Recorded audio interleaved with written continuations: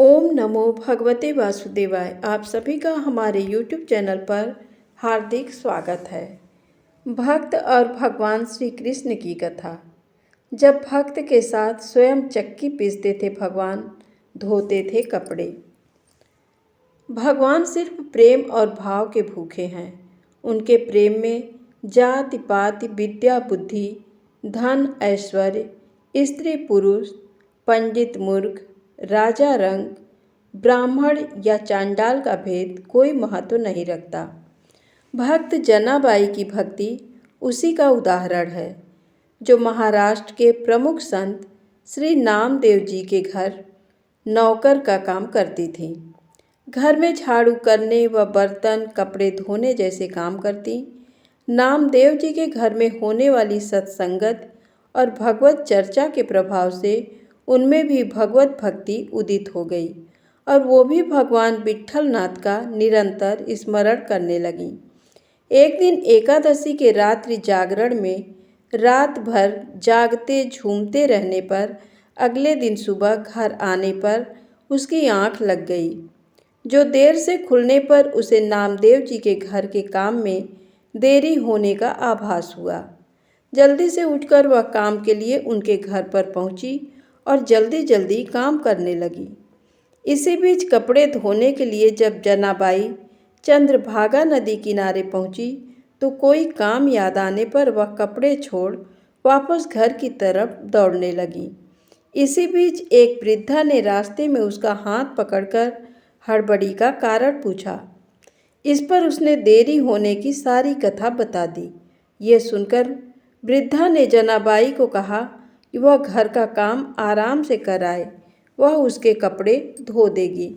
वृद्धा के स्नेहिल भाव व मोहिनी वाणी से मंत्रमुग्ध हुई जनाबाई इसके बाद घर चली गई। वापस आकर देखा तो सारे कपड़े धुले हुए मिले। इसके बाद वृद्धा जनाबाई को कपड़े संभालकर जाने लगी।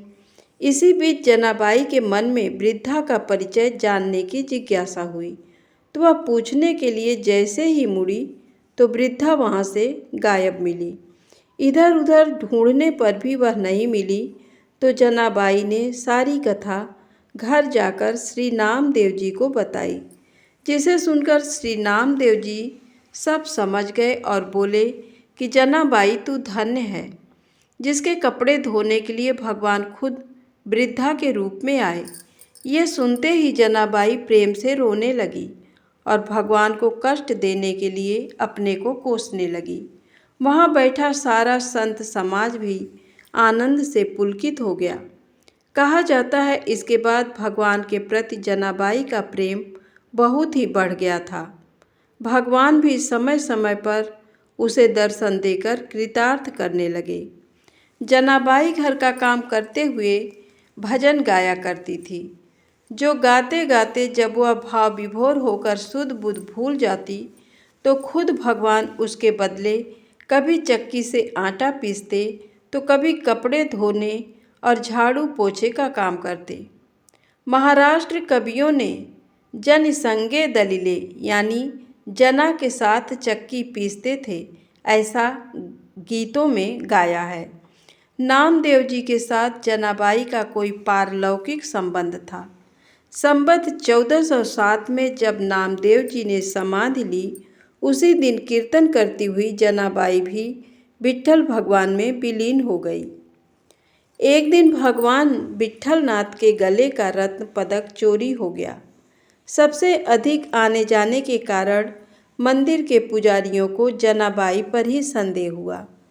जनाबाई के भगवान की सौगंध खाने पर भी लोगों को विश्वास नहीं हुआ। सूली पर चढ़ाने के लिए लोगों की भीड़ उसे चंद्रभागा नदी तट पर ले गई। जनाबाई विकल होकर विट्ठल विट्ठल पुकारने लगी। इस पर देखते ही देखते सूली पिघलने लगी और कुछ देर में ही वह पानी हो गई। तब लोगों ने जनाबाई के सामने सिर झुका दिया। इसी तरह एक बार कबीर दास जी जनाबाई का दर्शन करने पंढरपुर गए। उन्होंने वहां जनाबाई को गोबर के उपलों के लिए किसी दूसरी महिला से झगड़ते हुए देखा। ये देख कबीरदास जी ने सोचा कि हम तो परम भक्त जनाबाई का नाम सुनकर उनका दर्शन करने आए हैं और ये गोबर से बने उपलों के लिए झगड़ रही हैं।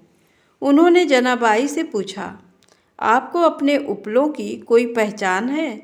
जनाबाई ने उत्तर दिया, हाँ, जिन उपलों से बिट्ठल बिट्ठल की ध्वनि निकलती हो वे हमारे हैं। कहते हैं कि जब कबीरदास जी ने उन उपलों को अपने कान के पास ले जाकर देखा तो उन्हें बिट्ठल बिट्ठल की ध्वनि सुनाई दी, जिसे सुन वह भी जनाबाई की भक्ति के प्रेमी हो गए। धन्यवाद।